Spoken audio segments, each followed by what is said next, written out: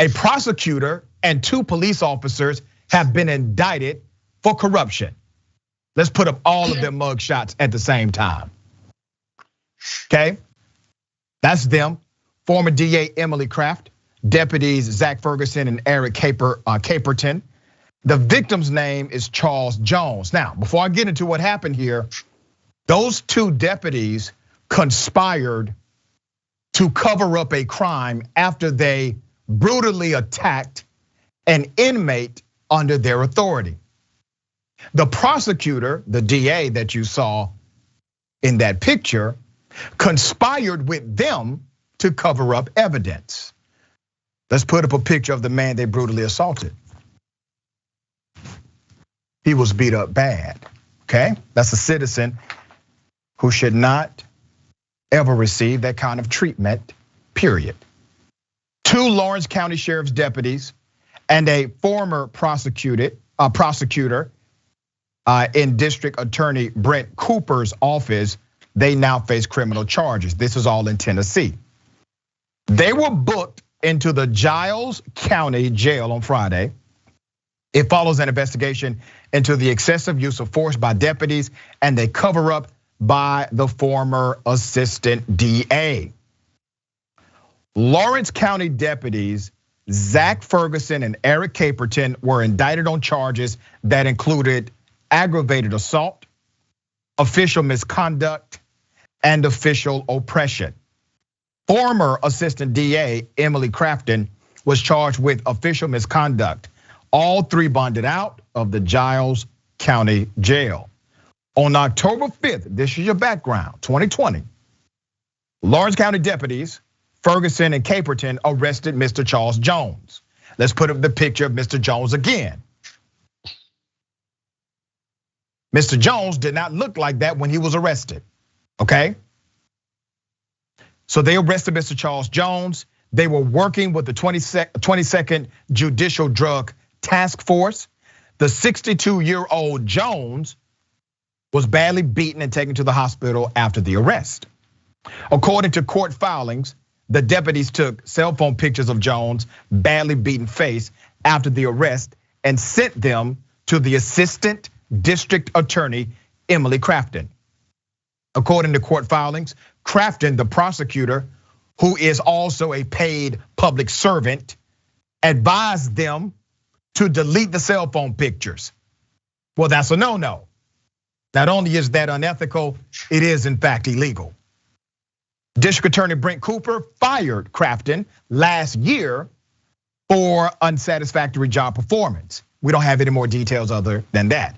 His office then investigated the case along with the FBI. Cooper turned the results of his investigation over to a special prosecutor. Now, let me highlight a few nuances to this story. Number 1, when it reaches us, and I'm reporting on it, do you think it's the first time it has ever happened? No. Not only do I not believe it is the first time with these deputies or maybe even this ADA, obviously this is not the only time it has happened in the United States of America. This was a bona fide cover-up of a crime involving these deputies.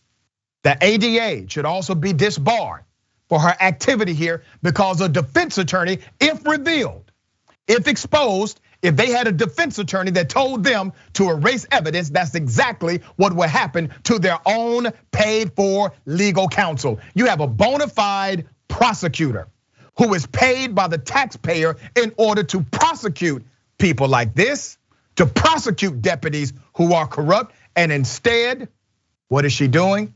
She's in conspiracy with them. I'm not sure why they have not been charged with conspiracy, which would enhance the charges and possibly the conviction. And that's probably the reason why they were not charged with conspiracy. Ms. Dahl, there's a lot to unpack. You're an attorney at law. Am I wrong for saying that a conspiracy charge would have been allowable in this case?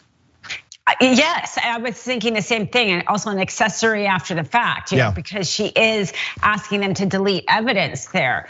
This is the worst kind of situation we can see, because we can't expect every government actor to always do what they're supposed to do, but we have to expect the checks and balances in our system to work. So if a prosecutor is going to be this corrupt, this is when things can get scary in terms of justice.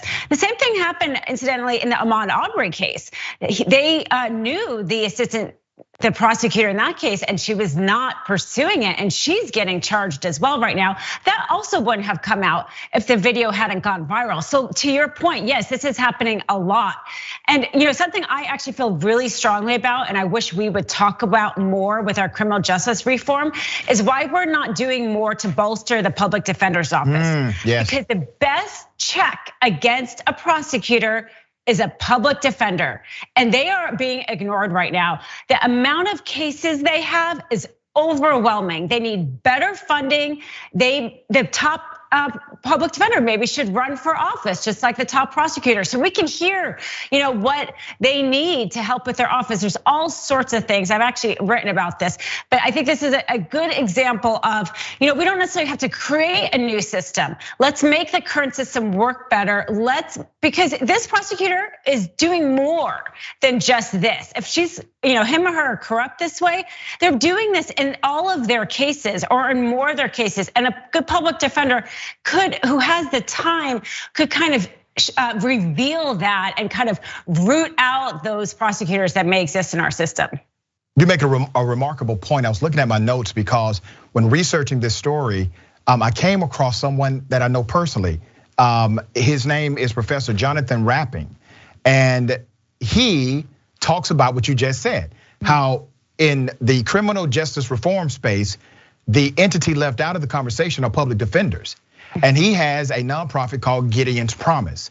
And Gideon's Promise, they recruit public defenders who are truly called to do this kind of work. And then they advocate governmental entities to properly fund them, to properly give them resources necessary to defend individuals in courts. So you are absolutely 100% correct. We have left them out of the conversation. The organization Gideon's Promise, they put them front and center. So big ups to Professor Rapping for doing so.